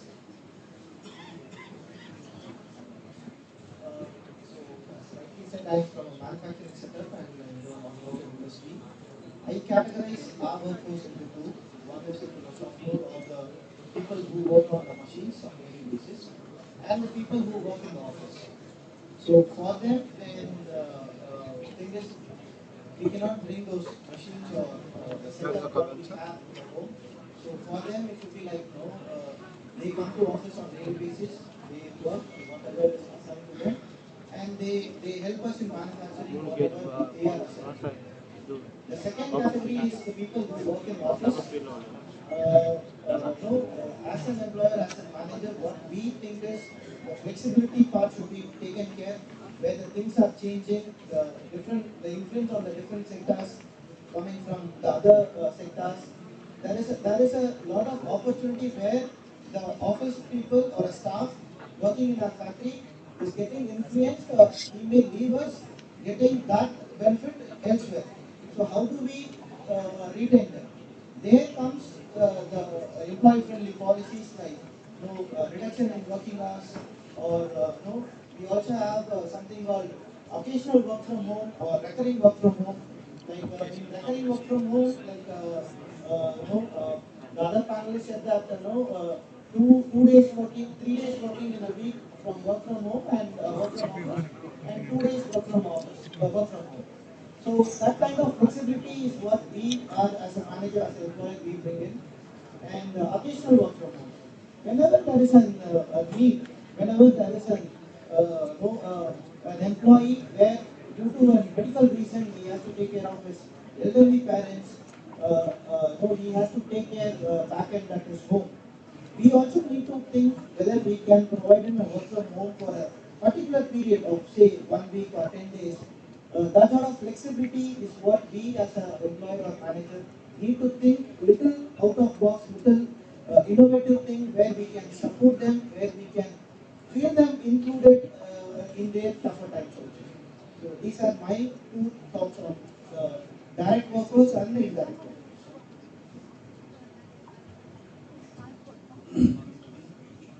Yeah. Since I'm also from the manufacturing industry, as you said, we don't want to differentiate between different categories of employees, say shop floor employees as well as office employees. For example, we want to give a kind of a comfort zone, in the sense in all welfare schemes. For example, in many companies they will give insurance policy for the employee as well as the spouse and children. Many companies, some few companies are doing. We have also done extended the insurance policy for the parents as well as the parents-in-law. So some part of the premium will be paid by the company, and the remaining part can be paid by the employee. So at least during any crisis situation, they can manage the hospitalization bills and all. Also, we have provided AC bus for all the employees, including technicians, shop floor technicians. They can come from wherever they are. We are providing utmost care, good condition AC bus wherever they are coming, either inside the city or outside the city. AC bus we are providing, and homely food. So these kind of basic welfare measures we are ensuring, at least it will not feel that they are away from the home. So it will give a kind of a positive way. Okay, if I'm going, I meet my colleagues, I work safely. I can companies are taking care of my response during a crisis situation. Even in during floods and all, we have extended our support by giving cash support for employees to manage their homes, their utensils, all those things we have supported them. So likewise, wherever they need support, whatever possible, we are trying to do. Sure. I think we need to revisit the broad picture. it's time for the organizations to revisit the vision of the organization, because what we wanted to do before versus what we want to do now is very, very important. It all flows down from there. So touching upon it, obviously the process and the product and all those, the pillars of P and all that will be taken care by the operations. But we as, guardians of the people, we need to think of what is their basic necessity. People who have gone back to their towns, they would have lost advances given to their house owners, etc. So basic things like giving them an allowance for 6 months by the time they could settle, providing them food.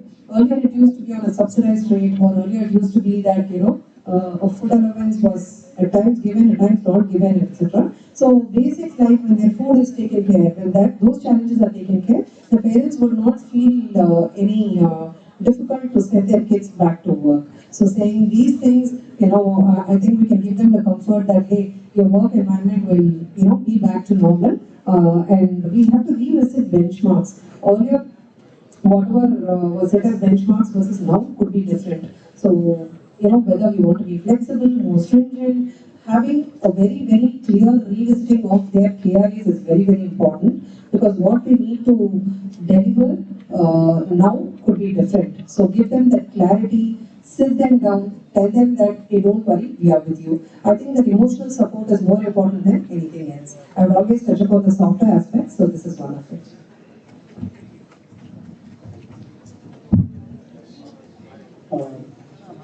Talking about practical, things that are happening in our sector, to transfer files. There's certain things that are fundamentally very good in banking sector. I must say that nobody gets laid off. Right? No rash decisions are taken. By design, the sector is very stable. So that is something that I think is very important. In an ever-changing environment like this, there's always this, doubts in an employee's mind, because you can't expect an employee to perform when, there's a doubt in their mind that whether they will have a job tomorrow. It is a very scary phenomenon. I worked in startups, I know how it feels like you can't even go to sleep. So I think that credits to the way that industry functions, so that's important.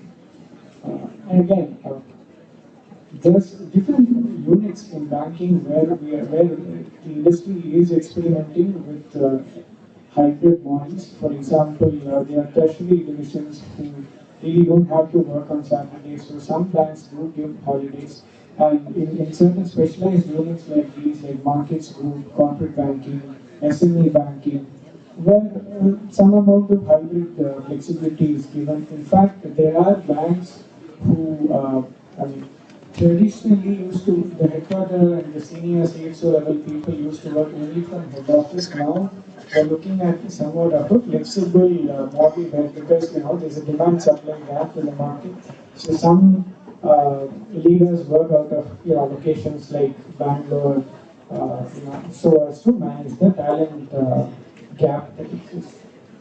Right? And apart from that, when you look at policy making, also, like sir mentioned, because there are different type of people coming here, customization becomes key. For example, a car policy may not really, be of interest to the person who is entering the workforce. And like you mentioned about, the insurance cover and other things, so there are a lot of flexibility. These things are emerging in the workplace. For example, in fact, this will happen yesterday. So traditionally, we provided in our organization employees, spouse, child, and parents. But then there are things happening in the market where if a single guy is coming to the workforce, whatever the bank is paying to the insurer goes waste because he doesn't really have any. So, and how do we make these things more inclusive to the workplace? What if they are, we only had employee and spouse. What if two people are living together? Things like this. How do we make the industry more relevant to people coming in? These are certain things we are looking at. With customization as the key theme emerging, to make it more relevant to the workforce. These are things that I can think of. Thank you. Sorry, if I may add one more thing. We also had a scenario where we had to, where there were roles that were redundant during this period, right? So we be it in our own organization or in external organizations. They could be people who were earlier worked in organization. So what we did was we literally connected with our competitors because we couldn't afford giving them a work from home option or so. So we connected with our competitors, got them a job. Out of, I can say nearly 100 people who contacted me, at least 85% of people got, some of the other job in hand. That increased our credibility. It's not just me, the entire team in HR worked. Okay, people who we've never spoken to before, people who we have had debates with as competitors, we just put aside all our reservations. We spoke to them because people needed jobs. So that increased our credibility and reputation of the organization. So that's a big success factor, I would carry with myself all my career. Thanks. Any other points to say? Thank you so much, and it has come out wonderfully.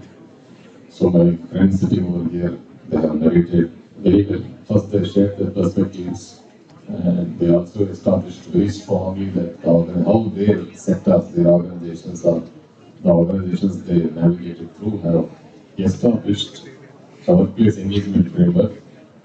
And they also said the power and the accelerating impact of the engagement aspects which already established. They also very clearly said the limitations. They put forth the limitations of their own sectors. So the boundaries beyond which they cannot go. They were very clear in that. And it's true that we cannot be too confused and too much obsessed that we should exactly transplant all the vibes that are there on the streets, roads, beaches, and lawns and mountains to our place. It's just impossible. For the simple reason that you have to do the business, and you have the customers waiting. They will not wait for you, they will wait for the agreed timeline, and beyond which they will switch their royalties to somebody else and it will be deserted. And you have a brand to meet out. And I know on Monday, the bloody day, at 6 o'clock in the morning, I thought that no milk wala, no paper wala would come and deliver the milk and paper. I found the milk and newspaper at 6 o'clock in the morning. It was an amazing experience for me. I thought that's the commitment to the customer. And having said so, we cannot ignore the competition, the competitors. And if you are so strict and if you always keep advocating that your boundaries do not allow, your customers do not allow, your business model do not allow you to create a kind of the so-called happy vibes, they will simply transit into the customers' spaces, customers' place. And at the same time, we should not forget one reality that the individuals, the employees who work, again, that's it, I need to draw your attention. The simple reality is whoever works in an informal ambience will deliver the best. This is my observation. For example, you will have noticed on the streets, the electrical workers erecting the pole, right? And there is no timeline for them. Nobody is going to give them engineering calculations, and no cranes, and no supervision, and no blueprint, nothing. They just erect it. That's it, finished. Because they take the pride of being watched by so many people of their work. So they take pride. If you put the same people in a closed shed and ask them to erect, they will not do. They will go a little demotivated. So therefore, doing something in an open ambience when people watching an informal ambience, they do the best. You would have watched the net practice of all our great cricketers. You don't, it doesn't interest you, when you watch them the net practice. But when they are among 60,000, 70,000 crowd playing in the ground, you do that. I mean, you watch them giving their lives to field a ball, just to say one single run. You would have noticed many people breaking legs and ankles and collarbones on and on and on. So that's the power of informal ambience. So therefore, the challenge to the employer, tomorrow's employees or today's employees, is that try to bring as much as informal ambience at workplace so that the so-called your ingredients, your constituents will deliver the best. So as I started off, when I started off the conversation, the cottage industry is very, very informal ambience, right? And when we all, okay, you are all here, when we started working at home, sorry, working from home during the pandemic times, we really enjoyed. To some extent, we enjoyed. Of course, we also started feeling that no, the social connect was missing. But however, we could do our personal work, we could do something, and we could watch Amazon movie, and we could push the. I should speak the truth. So that was the time I started understanding what should I say, the power of web series. I never had an opportunity to watch a web series till 2028. That was the time I started understanding web series and the power, the narration, the beautiful narration, and the realities of life, something like web series in Hindi called Panchayat. I don't know, many of you have watched. So therefore, informal ambience will give you all the energies to deliver best. However, you have to have a reviewer. If you are so powerful, you can be reviewer for yourself. Otherwise, you have to have a guiding force or a guided factor. Otherwise, things will go out of control. Another example for informal performance is the military services. When they are in the battlefield, they are trained, that's it. They are trained. They will not get minute after minute instruction. They are trained to what to do in a scenario, what not to do in a scenario. But they give their lives because it's very open. The ambience is very informal, and you will not get any warnings, no SOPs. All that you have is your training. That's all. You are skilled. That's it. You are skilled enough to save yourself or kill somebody or save somebody. That's it. Save your land, homeland.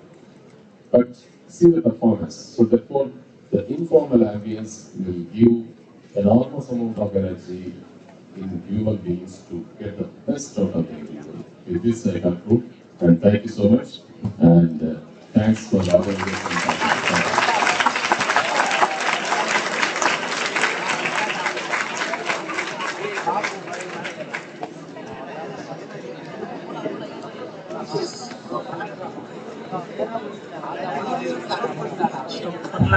If the audience has any questions, you can go ahead and ask that.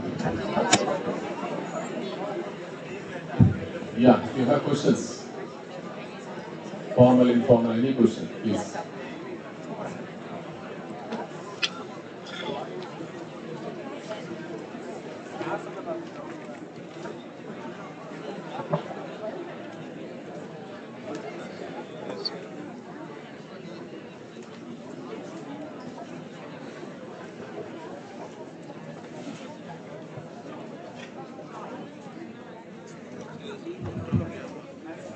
As previously mentioned, work from home is. Gentlemen, just tell your name and also mention whom are you targeting the question, please. Yeah. Telling your name gives you a lot of pride, huh? Please. Hello, sir. I'm Prasanna from First MSW. So I have a question for both of you. In manufacturing sectors, people should come to the workplace to do their duty. There's no other go. What I think is we move from this from paperwork to computers, and we are moving towards AI and robotics. So if we include more robotics or AI, does it leads to a situation like IT or finance it will give us more relaxations or reducing our stress, because I think more people are prefer to work from home due to the stress they get from the work. So what do you think the AI and the robotics, if it is included in the manufacturing industries, does it helps us to say to reduce the stress or to normalize work from home? See, what happens in a manufacturing setup is there are critical activities what we define which can be done by a robot. Even today in a manufacturing setup, a welding job is done by a robot. Nature building job is done by a robot. But there are activities where it has to be done by a human. The human touch is always there in many of the activities. But we can define the critical and the human touch element. Having said this, the stress level can be reduced in work from home. I would slightly differ. There is equally a stress factor in work from home. The targets, the deliverable, as rightly said, there should be a reviewer if he is very self-sufficient or very self-centric person where he can deliver without supervision, yes, he can deliver. But in case if he is not a so self-sufficient person and if there is a mentoring is required, he has to take the support from his mentor or his manager. That will happen in a work from office setup and not from a work from home setup. So this is my thought on this point. Yeah, Prasad, you can say. See, manufacturing, wherever possible, we are introducing AI as well as any automation kind of thing. But certain process, say in our industry, in my own company, you see, where we are doing mineral manufacturing, the blade alone, if you see, it is 90 meters, sorry, 60 to 65 meters. The tower is 90 meters. So they have to manufacture manually. Wherever we are doing the welding part, we can do the automation. But for erection in the site, they are using the crane and doing the commissioning of the turbine manually. They have to do manually. Okay, certain things they have to do manually. There is no alternative for this as of now.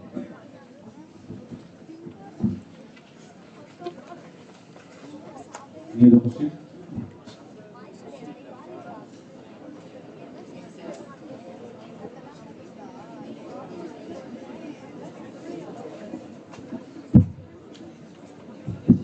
This is the non-threatening occasion and environment of a non-threatening scenario for you to ask questions.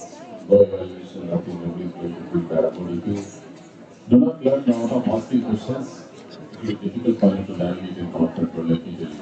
See, here you are surrounded by your teachers, students, faculty members, and you must be having formal, informal mentors. They all will protect you. The moment you step up into the workplace, you have to safeguard yourself. So therefore, the only weapon that will help you then is asking questions and seeking clarifications. I don't mean challenging. Ask questions just to seek clarity. Please go ahead. I am Monica from Gago College. What struggles you are faced in this field in the beginning of the work? How it overcome from you? How you overcome from it? What is this question for anyone? Anyone can ask.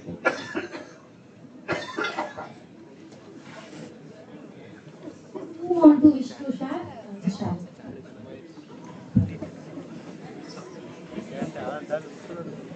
In this field, what struggles did you face in the beginning of the? When you say, yeah, in this field, you say HR, right? Yeah. Okay. First, let's give it up to Prasanna and Monica for asking questions.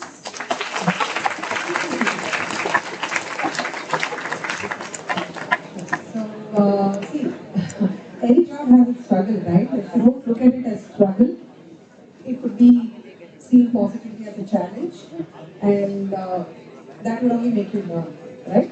So struggles comes with any job, and we don't call it as struggle. We call it as an aspiration to learn. I don't think you should call it that way in the first place. Yeah. So first is there could be even before you could realize it as challenges, you will have to. Can I have all your attention, please? Thank you. So first things first. Try not to, even if you're experienced, try not to change anything in the organization when you go into the organization. First, whatever level that you're hired in, allow people who have been there, respect their experience in the organization and learn it from them. That's the first thing that you have to do in your career when you step in. And for you all, it could be your first job. So, learn anything and everything that comes your way. Okay? So that will never seem, so that whatever comes your way will never seem as a challenge. Okay? Yes, you do not know which part of HR will you be placed into unless you are very specific about it, unless the organization has a role for you. But if you want only recruitment, but you're posted into an engagement kind of a role, it's okay, learn it. What's wrong? HR is a complete HR only if you know you've had a taste of everything, all the HR aspects. So you should have within 10 years of your initial experience, you should have had a sense of what every role in HR means. Okay, something comes your way, Don't say no to it. That's the first basic thing that you should know. So nothing will seem as a struggle or challenge for you. Yeah. So come to me as a positive person. Come across as a positive person. Oh yeah, Monica is the one that you can pick up, and not that she'll be able to handle everything, but Monica will never say a no to any role that she's offered. That should be the kind of impression that you should create. Then everything will seem positive.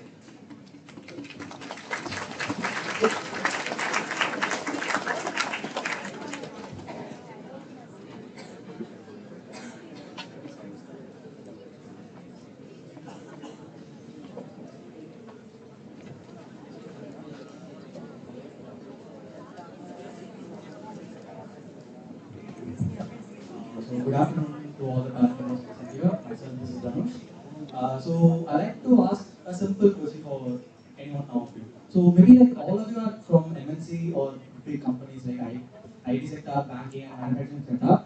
I'd like to know what are the challenges will be faced in startups or kind of like present in many incubations in colleges or universities. So what are the challenges they will face when it comes to work from home and work from office? You want to be clear? Okay. The question is whether challenges in working in startups or work from office. Like a part of your question is not clear. No, actually, okay. So as a HR, from a startup who's like, for example, if a startup has only 20 to 30 members in their startup, okay, and like from that only 2 of them are representing us from HR field.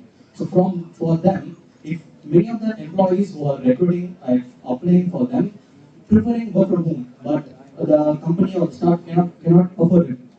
So like big companies will provide them Wi-Fi system from them to work from home. But as a startup, they can't afford like that for their employees. So what kind of example, other than this thing, they can use it to recruit people who prefer work from home? Hi. You can please be seated. So for us, this very nice word of work from home is not a given anywhere. It doesn't just come as an advantage in every company. There are companies that do not have the work from home option today, which clearly means that way back in 2020-21 also, they just shut office. So if you are someone as a fresher looking forward only to a work from home job in a particular organization, it is not an option that every other, not just startup, not that only startups cannot give or can give. Every organization may not actually have that option, right? It is made clear right in the hiring stage during the interview that hey, this is not an option that you can have. If you're ready to come to office and be in work from office mode every day, is when we can actually offer you. It's made clear right in the interview stage. So it's not something that's a given. Okay, just a thing. So from my experience, while I was having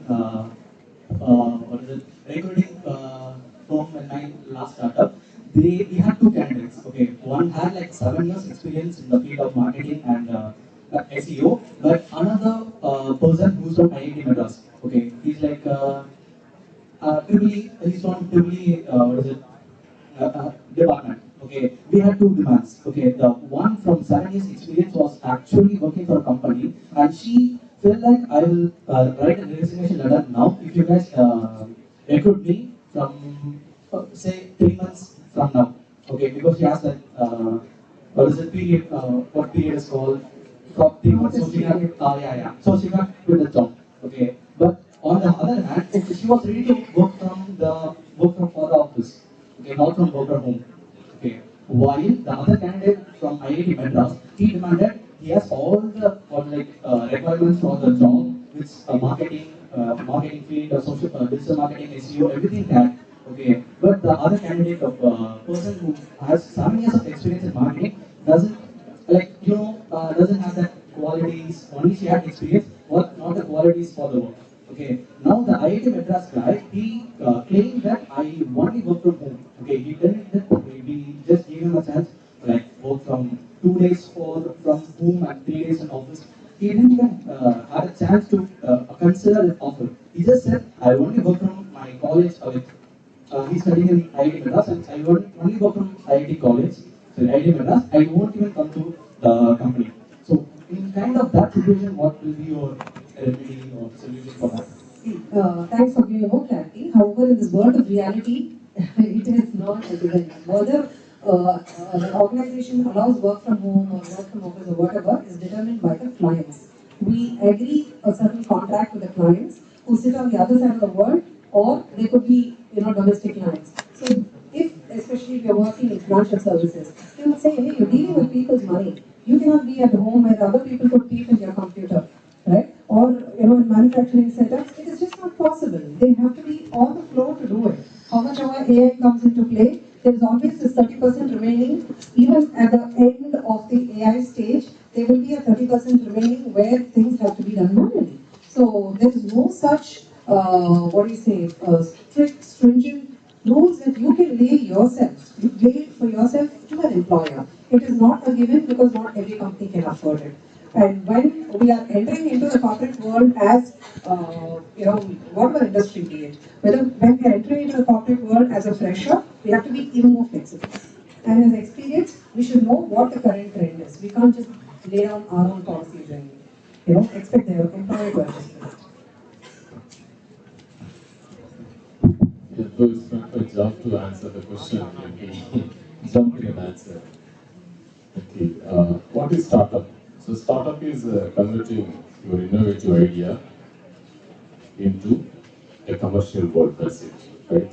Innovation itself is, what do I say, the creativity that ends up with commercial ROI is innovation. So you have an idea, and you, as well as your close colleagues, are too sure that this idea will deliver the best of the results, and this will benefit masses. But nobody is there to accept your product. That's the scenario, the very zero level scenario of any startup company. It's like, drop of multiple drops of water trying to form a small canal, then you take a river. So you have to take the shape of a river. You have to be so powerful. So you have every obligation to accept every drop of water. You cannot be too choosy. This water is from this area, I don't want to accept. No.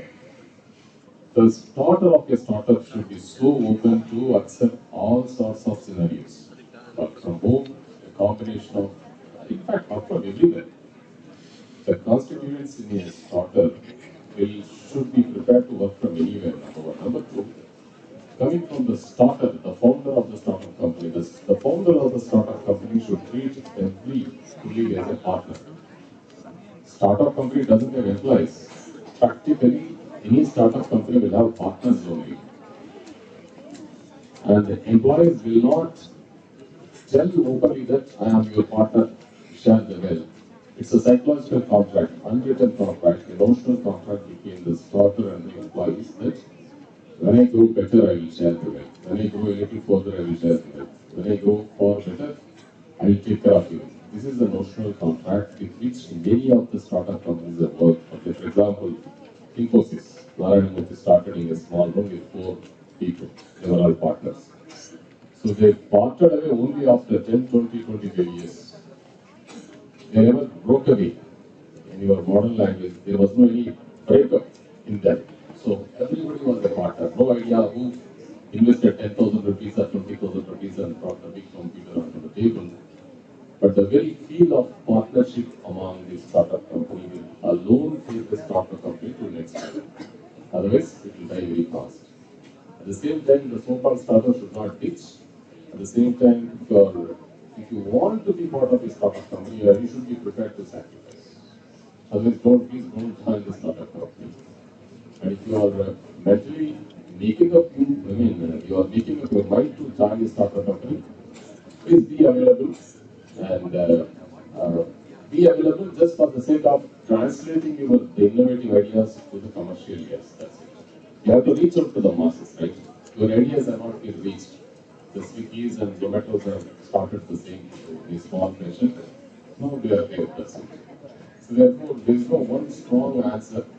Let me tell you very simply, this is a psychological contract between the founder of this startup and the associates as to how to move along and go ahead. No rules, no framework, nothing. This is how the startups would work. Okay, thank you.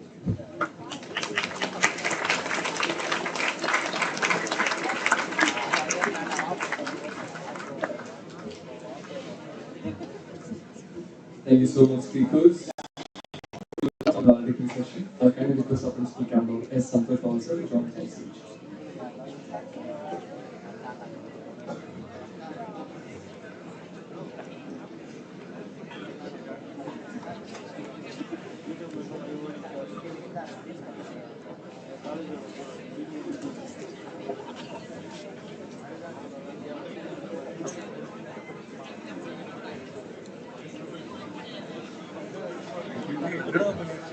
Thank you, speakers. It was a very productive session. The ideas exchanged were top notch and the discussion was highly fruitful.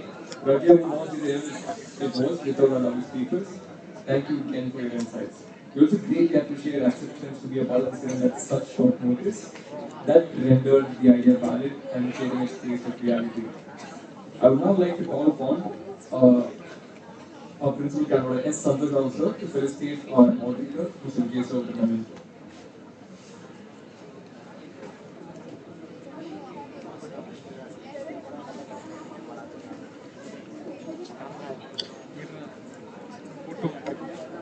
Live stream.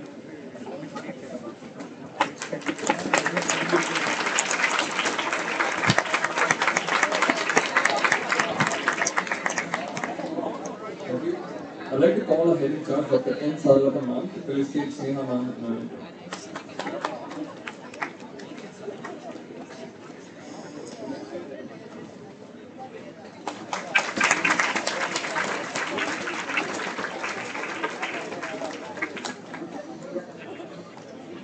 I kindly request our HOD ma'am, Dr. N. Saralata ma'am, and our principal candidate S. Santosh also to felicitate Mr. Kuldeep sir with the memento.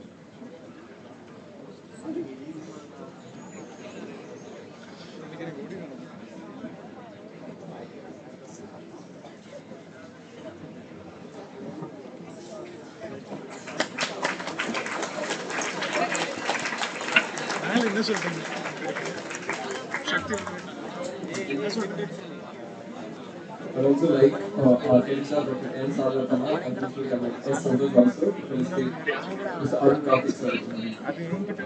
Sorry, okay.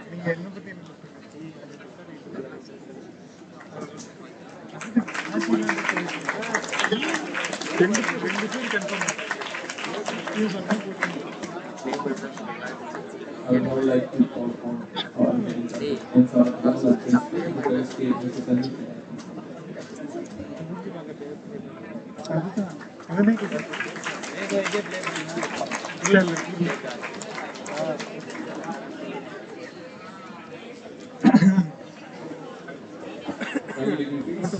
The event would not be possible without the delegation or the audience and here from the beginning of the day. We have had a wonderful event thanks to you. And to show our appreciation, we would like one representative from each college to come forward and collect the certificates. I'll be calling the colleges now.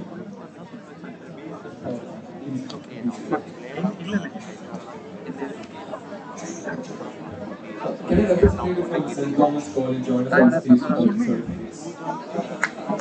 I request our principal candidate Dr. S. Santosh also to handle the certificates.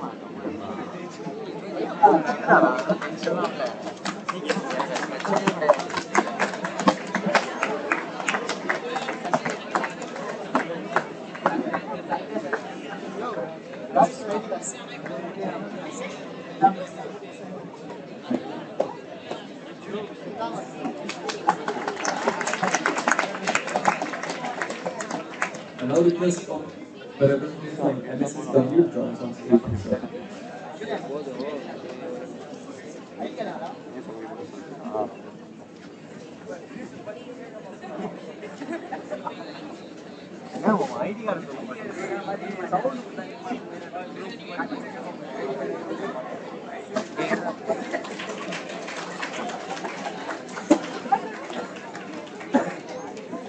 Now request the student and faculty representatives from Sokai Taylor College to join us on stage.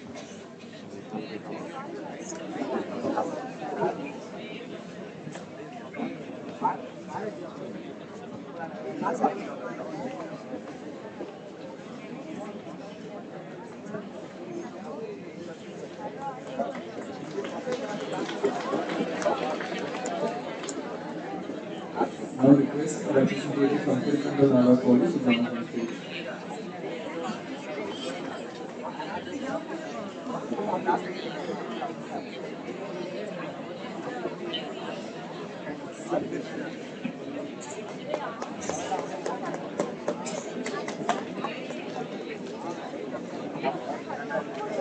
I now request a representative from BBA College to join us on stage.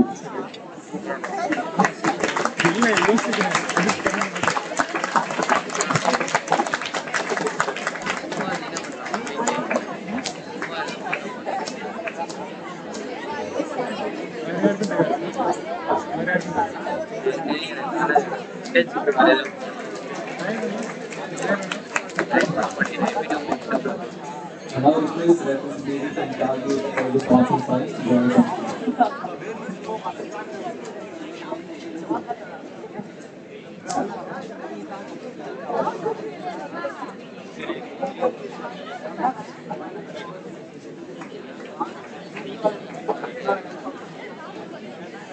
I now request a representative from DGVC College MBA MSW to join us on stage.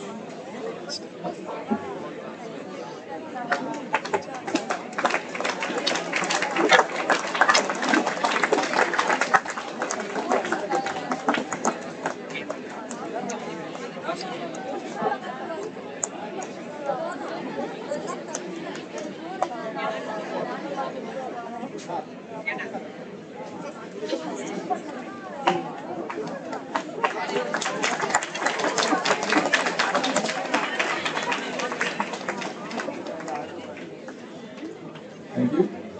That would be it for all the colleges.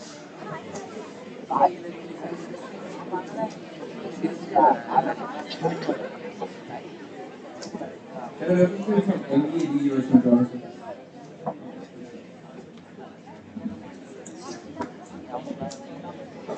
Dear students,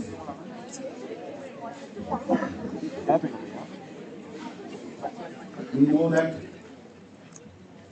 in each and every institution have to have an interaction with the industry.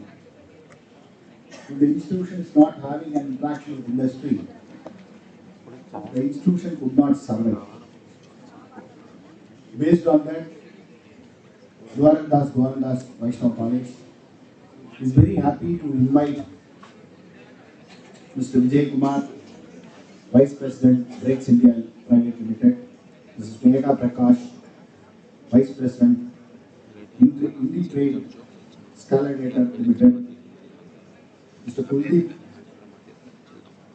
Daimler India Commercial Vehicles, Mr. Arun Karthik, Rewards Leads Equitia Small Finance Bank, Mr. R.C. Sendil Kumar, researcher and independent HR practitioner, for today's discussion about the role of HR or in work from place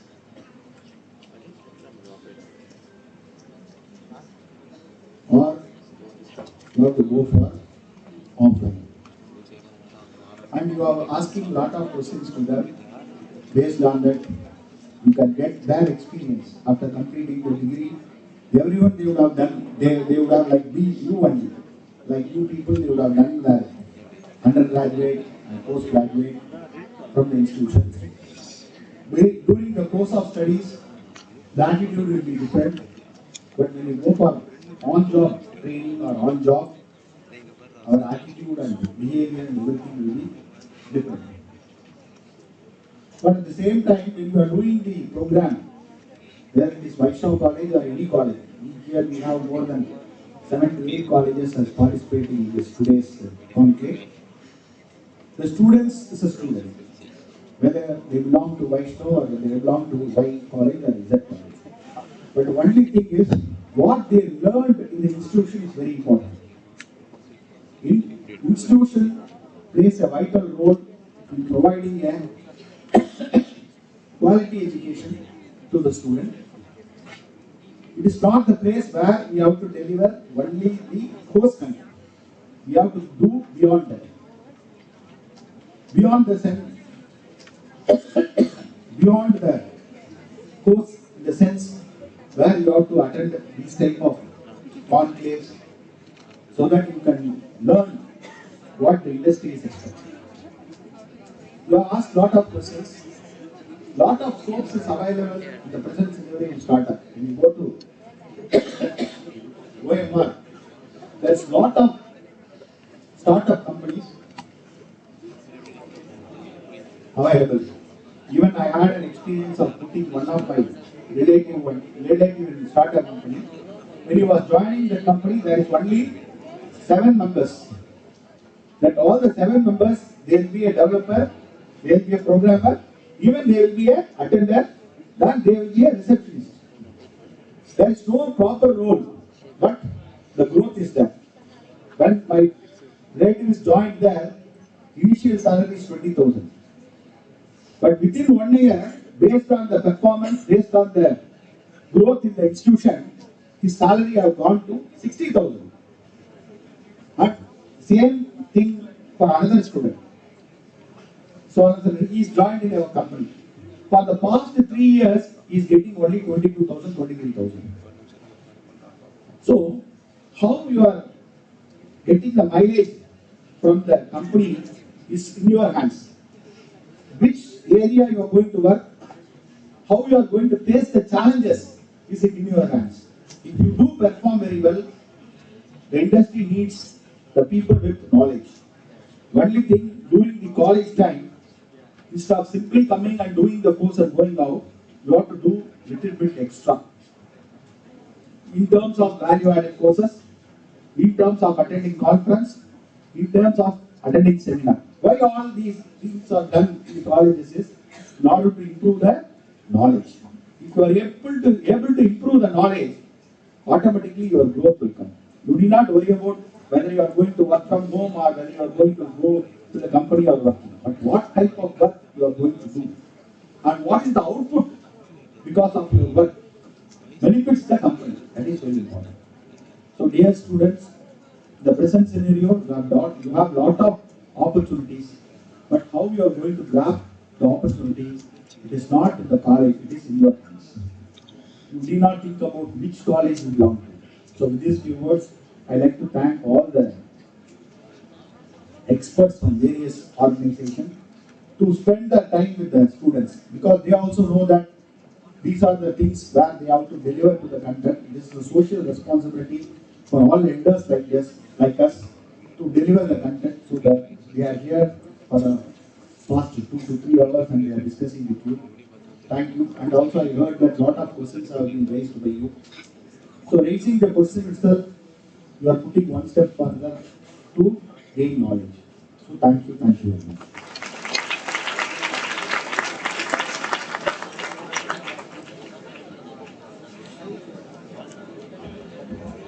I now invite Lavanya to say the vote of thanks.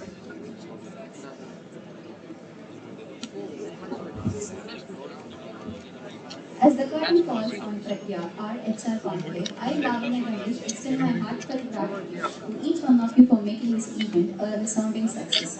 To our esteemed speakers, Mr. Vijay Kumar Sir, Ms. Sneha Prakash Ma'am, Mr. Kuldeep G Sir, Mr. Arun Karthik Sir, Mr. R.C. Sundar Kumar Sir, your insights were a beacon of knowledge, guiding us through the complexities of human resources. Your willingness to share your expertise enriched our understanding and inspired us to reach new heights.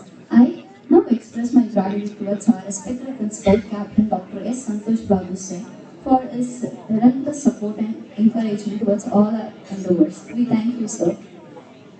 To our dedicated teachers, your presence added immense value to the conclave. Your guidance and support continue to mold us into future HR leaders. Your commitment to our growth is truly appreciated. To my fellow students, thank you for your active participation, enthusiasm, and vibrant energy. Your engagement contributed to the lively atmosphere of PRAAJNYAA, making it an unforgettable experience. Thank you once again for being a crucial part of PRAAJNYAA. Here's to knowledge gain, connections made, and the bright future ahead. Thank you.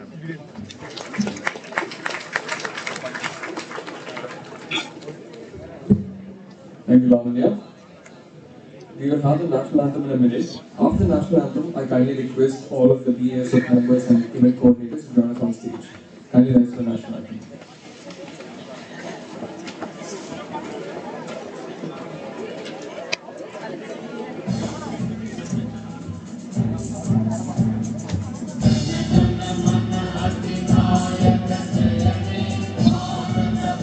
Session-3